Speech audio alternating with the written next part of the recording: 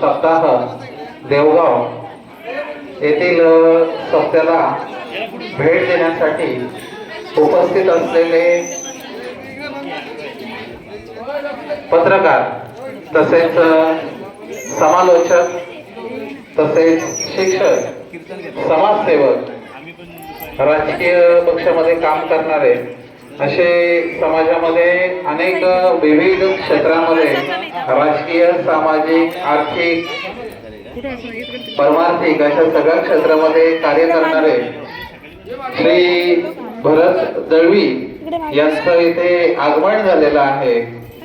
आपल्या अखंड हरिनाम सप्ताह देवगाव ग्रामस्थ मंडळ देवगाव यांच्या वतीनं आपण त्यांचा इथे स्वागत आणि सत्कार करणार आहोत। एक विशेष बाब म्हणजे अशी की गेल्या वर्षी आपल्या या असणाऱ्या सप्त्याचं पहिलं वर्ष होतं आणि या पहिल्या वर्षाला त्यांनी भेट देऊन आपल्याला सप्ताहासाठी आवश्यक असणारी माऊलींची असणारी जी सुबक मूर्ती आहे ती मूर्ती त्यांनी आपल्याला भेट दिली आणि त्यासाठी त्यांचा इथे आपण सत्कार करणार आहोत। त्याचप्रमाणे मी त्यांना आपल्या अखंड हरिनाम सप्ताह व ग्रामस्थ मंडळ देवगाव यांच्या वतीनं विनंती करेन की आपल्या सहकार्याची अशीच आम्हाला वेळोवेळी गरज लागेल तर अशाच पद्धतीने आम्हाला सहकार्य करा। मी आपले असणारे ज्येष्ठ वारकरी लक्ष्मण बाबा तसेच आपल्या गावचे असणारे युवा उद्योजक मार्तंड शेठ टेकडे त्याचबरोबर आपले असणारे ज्येष्ठ वारकरी कांदे बाबा बुवा आणि शेळके महाराज यांना सर्वांना विनंती करतो की आपण आपल्याकडे आलेल्या पाहुण्यांचं भरत दळवी यांचं आपण सर्वांनी सत्कार करायचा आहे। शाल श्रीफळ आणि बोके देव त्यांचा सत्कार करायचा आहे।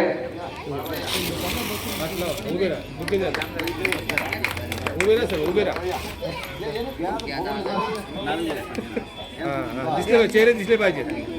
दलवी सरांचा मला चेहरा दिसू द्या। हा दिसतो का नाही तर अजून खाली दिसतो। तुम्ही थांबा सर माझ्याकडे फोटो मागती। आपल्या अखंड हरिनाम सप्ताहाच्या वतीने त्यांचे इथे स्वागत व सत्कार होत आहे।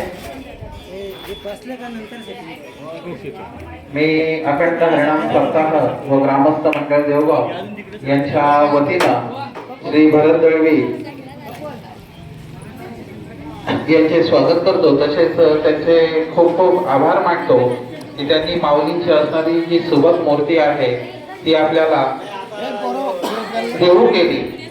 त्याचबरोबर मी त्यांना विनंती करतो की आपण आपलं जे मनोगत आहे ते इथे व्यक्त करायचं आहे।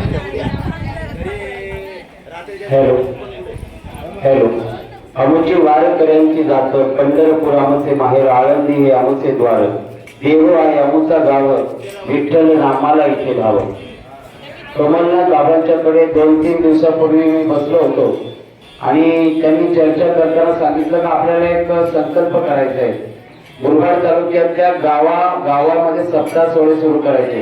हे गाव तिथे सप्ताह सोहळा आणि चर्चा करता करता देवगाव गावाचं नाव आलं आणि त्यांनी सांगितलं का देवगाव गावामध्ये सप्ताह सोहळा नव्हता परंतु गेल्या वर्षापासून देवगाव गावानं सप्ताह सोहळ्याला सुरुवात केली। प्रत्येक गावाला सप्ताह व्हायचा पण देवाच्या गावाला सप्ताह होत नव्हता।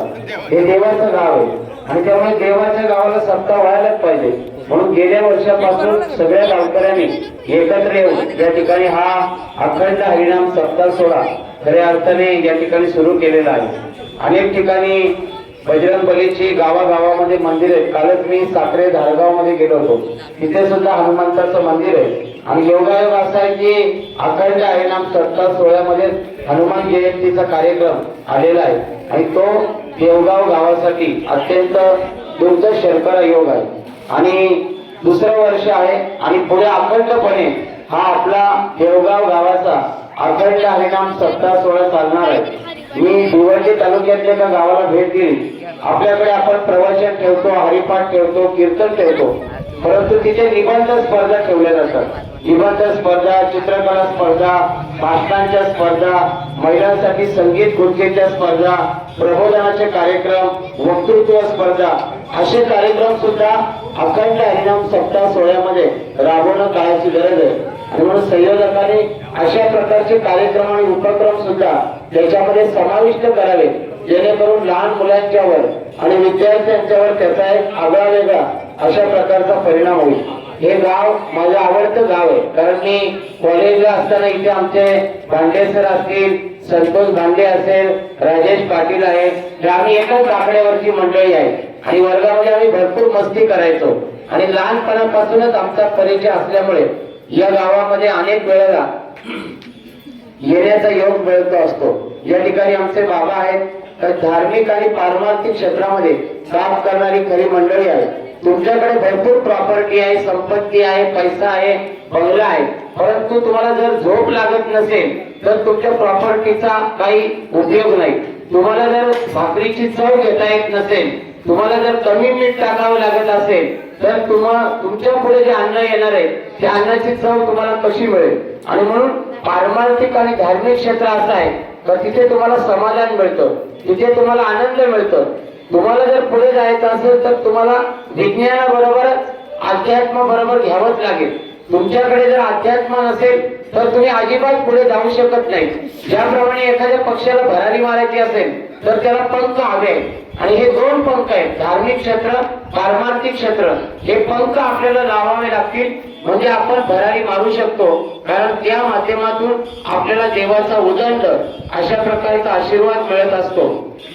गेल्या वर्षी या ठिकाणी मी आलो आणि आल्यानंतर संपूर्ण सप्ताहाचा कार्यक्रम बघितला, खूप आनंद वाटला आणि काय द्यावं म्हणून बराच विचार करत बसलो. आणि मग ज्यांनी 13व्या शतकामध्ये वारकरी संप्रदाय उभा केला आणि तेव्हापासून संपूर्ण महाराष्ट्रात जगामध्ये खऱ्या अर्थानं ज्ञानोबा रायांच्या रूपानं, ज्ञानेश्वरीच्या रूपाने वाचावी ज्ञानेश्वरी, डोळा पाहावी पंढरी. त्यामुळे प्रत्येकाने ज्ञानेश्वरीचं वाचन केलं पाहिजे, तुकोबारायांच्या गाथेचं वाचन केलं पाहिजे. प्रत्येकाच्या घरी ग्रंथाचं कपाट असलं पाहिजे. ज्याच्या घरी नाही ग्रंथाचं कपाट त्याचं घर होईल भोई सपाट. त्यामुळे आजच्या काळामध्ये वाचन करणं काळाची गरज आहे. विद्यार्थ्यांनी सुद्धा शाळेमध्ये जावं, पण कीर्तनामध्ये सुद्धा बसावं, भजनामध्ये सुद्धा बसावं, प्रवचनामध्ये सुद्धा बसावं, कारण त्याचा फायदा तुम्हाला आता समजणार नाही, हळूहळू त्याचा फायदा तुम्हाला समजेल. आयुर्वेदिक गोळी आणि एखाद्या डॉक्टरांची गोळी याच्यामध्ये फरक आहे. डॉक्टरांची गोळी घेतली तर आपल्याला लगेच फरक पडतो, पण तो कायमचा फरक नाही पडत. पण धार्मिक आणि पारमार्थिक क्षेत्रातली जी गोळी आहे ही आयुर्वेदिक गोळी आहे. ही गोळी जर तुम्ही घेतली तर हळूहळू फरक पडत जातो, परत कधी आजार होत नाही, परत कधी रोग होत नाही. आणि त्यामुळे प्रत्येकाने दवाखान्यात आलं पाहिजे, या पारमार्थिक दवाखान्यामध्ये आलं पाहिजे, इंजेक्शन घेतलं पाहिजे, टॅबलेट घेतली पाहिजे, कॅप्सूल घेतलं पाहिजे, म्हणजे तुम्हाला कोणत्या प्रकारचा आजार होणार नाही. भरतगावी युवा विकास मंच मुरबाड विधानसभा या संघटनेच्या माध्यमातून मुरबाड, कल्याण, बदलापूर, अंबरनाथ भागात आपल्या संघटनेचं काम सुरू आहे. गेल्या 2 आठवड्यापूर्वी पोटगाव गावाला आपण 10,000चे टाळ त्या ठिकाणी दिलेले आहेत. आणि त्याचप्रमाणे पुन्हा एकदा पुढल्या वर्षासाठी आपल्या ग्रामस्थ मंडळ देवगाव आणि अखंड हरिनाम सप्ताह सोहळा देवगाव या गावाला सुद्धा मी या ठिकाणी 5,000 रुपयाचे टाळ या ठिकाणी कबूल करत आहे. आणि पुढच्या वर्षाचा सप्ताह सोहळा किंवा याच वर्षी संयोजकांच्याकडे ते टाळ किंवा ती रक्कम सुपूर्द करेल, जेणेकरून एक टाळकरी नव्हे तर 2, 3, 4 टाळकरी गावामध्ये अनेक प्रकारचे टाळकरी तयार झाले पाहिजेत. कारण टाळ जर वाजवली तर तुमचा मेंदू हा काम करतो, म्हणजे तुमच्या मेंदूमध्ये ज्या नसा आहेत त्या काम करायला लागतात, तुमच्या हाताचा व्यायाम होतो आणि तुम्हाला चांगल्या प्रकारचं समाधान मिळतं. कीर्तनामध्ये टाळकरी खूप धमाल करतात, नाचतात, आणि त्यामुळे नाचायचं असेल तर कीर्तनामध्ये नाचायला या, कारण तो भक्तीचं नृत्य असतं आणि त्याचा सुद्धा आनंद कीर्तनाच्या माध्यमातून मिळत असतं. आणि अशा प्रकारचा हा सोहळा दुसऱ्या वर्षाचा कार्यक्रम आज आपल्या अखंड हरिनाम सप्ताह देवगाव या गावामध्ये या ठिकाणी साजरा होत आहे. पारायणाचा कार्यक्रम सुरू आहे, सगळ्या महिला या कार्यक्रमात सहभागी होतात, परिसरातले अनेक भाविक भक्तगण येतात आणि त्यामुळे अभिमान वाटतो, गर्व वाटतो, हेवा वाटतो. वाटतो की देवगाव गावामध्ये दुसऱ्या वर्षाचा अखंड हरिनाम सप्ताह सुद्धा अत्यंत मंगलमय, चैतन्यमय, भक्तिमय आणि भावमय अशा वातावरणामध्ये सुरू आहे. आपल्याला भरपूर जगायचं असेल, आयुष्यभर जगायचं असेल, 100 वर्ष जगायचं असेल तर आपण एक औषध घेतलं पाहिजे. ते औषध कुठेच मिळत नाही, मुरबाडला मिळत नाही, कल्याणला मिळत नाही, मल्टी स्पेशालिटी हॉस्पिटलमध्ये नाही, कुठेच नाही ते औषधे. ते औषध तुमच्याचकडे आहे. हाकेत आहे कळसा आणि गावाला वळसा. ते औषध तुमच्याचकडे आहे आणि त्या औषधाचं नाव आहे समाधान. समाधानी माणसं फक्त 10%, 90% माणसं असमाधानी आहेत. त्यामुळे समाधान मिळवायचं असेल तर आपण या दवाखान्यात आलं पाहिजे, समाधानी राहिलं पाहिजे. पुन्हा एकदा देवगाव गावच्या या अखंड हरिनाम सप्ताहाला मी माझ्या मनच्या वतीनं मनापासून या ठिकाणी शुभेच्छा देतो आणि थांबतो. धन्यवाद.